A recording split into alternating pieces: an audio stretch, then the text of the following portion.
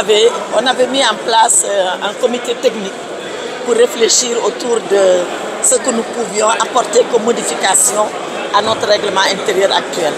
Et nous y avons travaillé depuis longtemps déjà, et aujourd'hui c'est le fruit de ce travail-là que nous avons exposé. Les grandes lignes de cette réforme ont tourné autour de la capacitation de l'Assemblée nationale à mieux effectuer son travail de contrôle de l'action gouvernementale. Vous l'avez suivi, on a mis en place une commission qui va s'occuper de l'évaluation des politiques publiques avec son modus operandi. On a renforcé les commissions d'enquête. Avant, les commissions d'enquête, elles étaient prévues, mais on ne leur avait pas donné un statut particulier avec une démarche particulière et de pouvoir certains. Aujourd'hui, cela a été fait et ces commissions d'enquête sont importantes parce qu'elles permettent à l'Assemblée nationale en permanence, presque sur le quotidien, de pouvoir faire ce travail de contrôle, de vérification de l'action gouvernementale, des ministres, des directeurs généraux et de tous ceux-là qui sont investis d'une mission publique. Ensuite, nous avons pensé qu'il était important de stabiliser certains points. Par exemple, l'élection du président de l'Assemblée nationale pour un mandat de 5 ans. Cela renforce la stabilité de l'institution qu'est l'Assemblée nationale. Et le bureau reste sur une élection d'1 an pour des contingences et des réalités politiques qui font peut-être que tous les 12 mois, les partis politiques qui envoient les députés ici ou les mandants qui envoient les députés ici peuvent réajuster et corriger. Et nous avons surtout travaillé sur les points qui pouvaient être des points de contentieux. Vous avez suivi notre installation de la 15e législature. Ce débat douloureux que nous avons eu ici autour de la composition du bureau.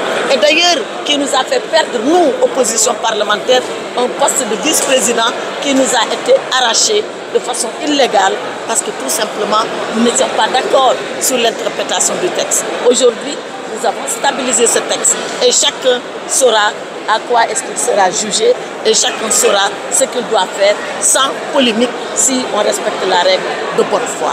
Également, vous avez suivi les levées d'immunité parlementaire, les débats que nous avons eus ici, comment le texte était très vague. Aujourd'hui, nous l'avons précisé pour disposer d'un minimum de documents permettant à l'Assemblée nationale d'apprécier la demande avant d'y procéder ou de ne pas y procéder. Voilà quelques points saillants que je peux évoquer. Le plus important, comme je l'ai dit, c'est que une fois que nous avons voté, et nous l'avons fait, c'est l'application. L'application dans l'esprit et dans la lettre.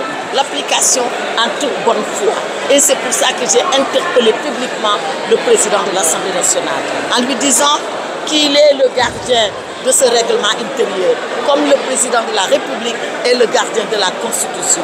Et le règlement intérieur, c'est ce qui nous régit, nous députés. C'est ce qui nous met ensemble, c'est ce qui peut aussi nous séparer, mais nous séparer dans la paix et dans le respect de la loi. Et je lui ai dit que nous attendons de lui qu'il soit ce gardien du règlement intérieur intransigeant, mais qu'il soit également ce gardien du règlement intérieur bienveillant, mais surtout qu'il soit ce gardien du règlement intérieur équidistant de toutes les formations politiques qui composent l'Assemblée nationale, et j'espère qu'il en sera ainsi.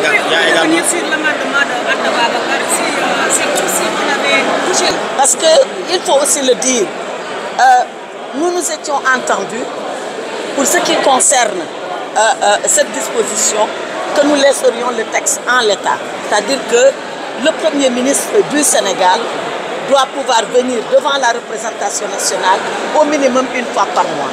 Et je dois dire que nos collègues de la majorité avaient déjà proposé que ce soit une fois tous les 3 mois. Nous nous sommes opposés.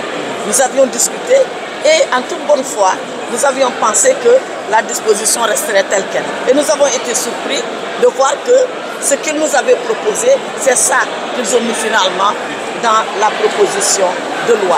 Et c'est la raison pour laquelle nous avons été d'accord avec l'amendement d'Anta Babacar. Et je l'ai dit, c'est un débat qui nous a gênés parce que c'est un débat qu'ils ont voulu être un débat de personne. Or, ce n'est pas un débat de personne. Ce n'est pas la personne de Ousmane Sonko qui compte. Voilà, ce n'est pas la personne de Ousmane Sonko qui compte. Ce qui compte, c'est le Premier ministre du Sénégal qui est à la tête du gouvernement. Et le gouvernement qui est une institution constitutionnelle. Donc nous pensons que qui qu'il puisse être, ce Premier ministre doit pouvoir venir ici une fois par mois, au minimum, répondre répondre aux questions que les députés lui posent. Cela n'a rien à voir avec son agenda.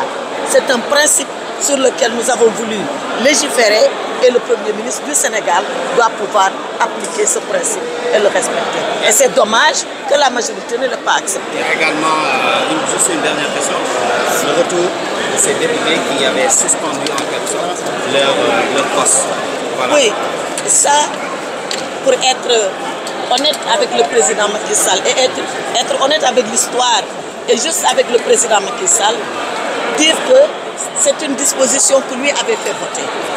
Il avait fait voter la disposition qui indique que lorsqu'un ministre quitte le gouvernement, il doit pouvoir reprendre son mandat de député s'il avait été élu au moment d'intégrer le gouvernement.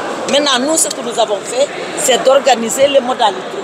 Comment ce ministre-là va revenir à l'Assemblée nationale et comment surtout prendre en considération la sortie de son suppléant qui quand même a eu le poste pendant le temps où lui était dans le gouvernement et faire de telle sorte qu'il n'y ait pas de hiatus, c'est-à-dire de rupture entre la sortie du suppléant et l'arrivée. Il y a un véritable consensus sur les dispositions. Oui, en général, nous avons eu un consensus. Il y a des dispositions sur lesquelles, bien sûr, on n'a pas pu nous entendre. Quand moi j'ai demandé qu'on abaisse le nombre qu'il faut pour former un groupe parlementaire, la majorité s'y est opposée. Et j'ai prié vivement, très sincèrement, que cette majorité-là devienne opposition pour être confrontée à cette réalité que j'étais en train d'expliquer. Sur la Haute Cour de justice, bien sûr, nous ne sommes pas entendus. Mais ça, ce n'est pas de notre faute à nous tous, parce que c'est la Constitution.